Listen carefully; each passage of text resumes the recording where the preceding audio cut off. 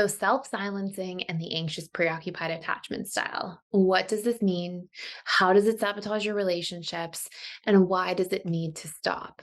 In this video, I'm going to take you through three major areas in terms of what it means, why this takes place, and why it really has to end, and what you can do instead so that you can break this pattern once and for all. Because believe it or not, this very pattern of self silencing can be the exact thing that sabotages your relationships more than almost anything else.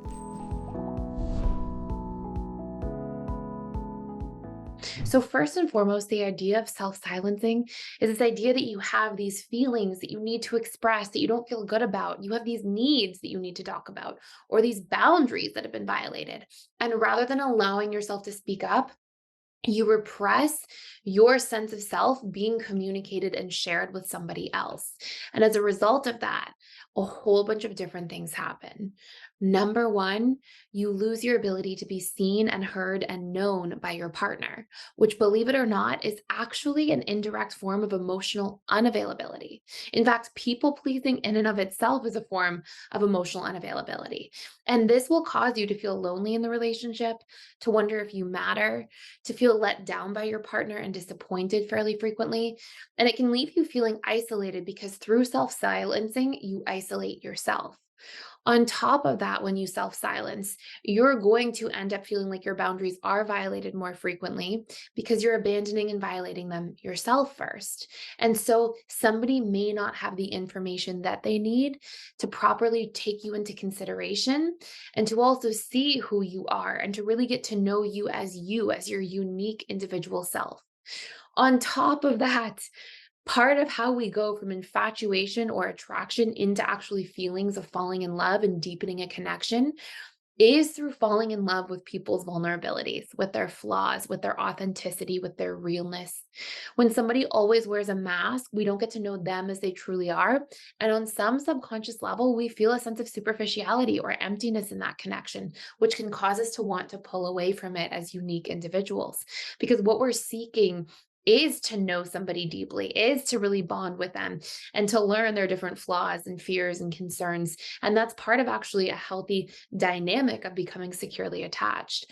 So we can see that there's a huge cost here. And the more that you keep yourself masked, right, the more you silence yourself, the more you tend to accommodate in relationships. And I really want to highlight that sometimes anxious preoccupieds, they accommodate too much. They allow too much to be okay when it's not actually okay. And there's this innate violation of your sense of self that happens when you do that. When you decide, this doesn't feel good for me. I don't like the way this is going, but I'm not going to say anything. I'm just going to be quiet and silence myself here and leave it alone. There is this deep personal boundary violation that you enact on the relationship to yourself. And while it may not seem like a big deal, these things add up over time and they have a huge impact on our self esteem and our feelings of being good enough in the relationships we have with others. So I said we talk about what self silencing is, we talk about what it costs us, and we're going to talk about what you can do instead. Well, first and foremost, sometimes anxious preoccupied self silence because they don't actually know their needs and they haven't defined their standards in relationships for what's okay and what's not. And so I want you to think about it this way. When we learn emotional literacy, when we learn who we are, what our needs are, what our standards are, what our boundaries are, it's almost like learning a new language. It's like the language of self, because we usually grow up in a home or in an environment that teaches us to focus very much externally, right? On pleasing other people or fitting into society or getting through school and all these different commitments. So there's so much external focus in our world that sort of the primary casualty becomes the relationship to ourselves, right? We kind of lose connection to self as a result. And so when we're learning what's okay for us and what's not, we have to know this enough in order to participate in a functioning and secure relationship. And I think one of the things that anxious preoccupieds often do, and I really want to say this with the most love and respect, but I think it's a really important message that anxious preoccupieds need to hear. And it's that a lot of anxious preoccupieds maybe come here or come to different places, and they think that by learning enough about their partner, and learning what their partner needs and wants and what their partner's looking for, they can become better at people pleasing, which will then help them become better at relationships. And the reality it doesn't necessarily help. You can know a ton about another person, but if you don't know yourself and you don't insert your ability to take up space in a relationship, to have needs, to have boundaries, to know what you're feeling, to communicate that, and to stop the self-silencing cycle, you can become a better people pleaser, but it won't make the relationship last longer per se.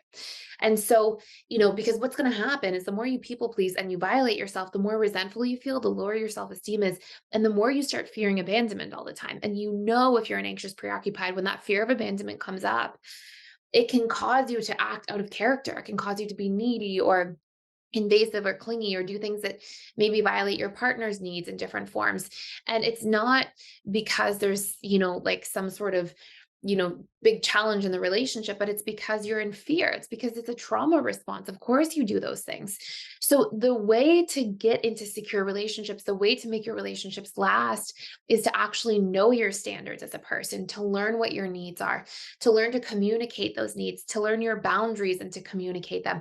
The more you do this, the more you're actually having a sense of self for somebody to fall in love with and to deepen that connection out of the superficial, just infatuation stage into much deeper acceptance, understanding, depth of connection.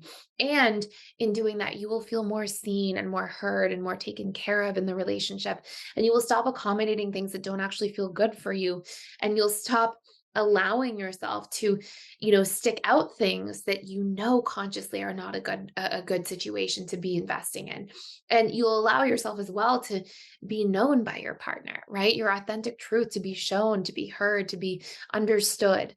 So all of these things will increase your feelings of self-worth and self-esteem, but it starts with learning yourself. The more you have a strong and defined sense of self, the more likely you are to have lasting and thriving relationships. And the more likely you are to vet properly because you know what you're looking for and what you want. And you can take the time to get to know people when you date them and choose consciously and intentionally. So we don't keep ending up in these relationships back to back that may not even fulfill us to begin with. So there's so much I want to say about this topic, but hopefully this is a good start. Hopefully this makes a lot of sense. I'll definitely create some more videos about this. If you have more questions about this, please let me know. And if you want to do a deep dive into knowing yourself and really learning your needs, I highly suggest using the 7-day free trial down below. We have a whole course called Discover, Embrace, and Fulfill Your Personal Needs. It will deeply help you explore and understand your sense of self.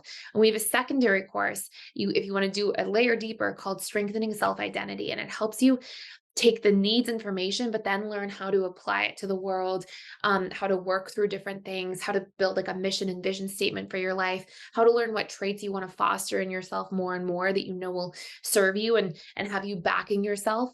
And so the more you can do all of that, the faster you're going to heal, the faster you're going to be ready for healthy interdependent relationships, and the more momentum you'll see in your love life. So you can check out those for free down below. The link is for 7 days. If you cancel before the 7th day, you'll never be charged anything. You can definitely get through at least one course in that 7-day period. And if you have a couple hours during the week, you can get through 2. And that's it for today. Let me know questions you have down below, comments, shares, anything like that. And thank you so much for watching and for being here. Please like, share, and subscribe if you're enjoying this channel. And I can't wait to see you in future videos.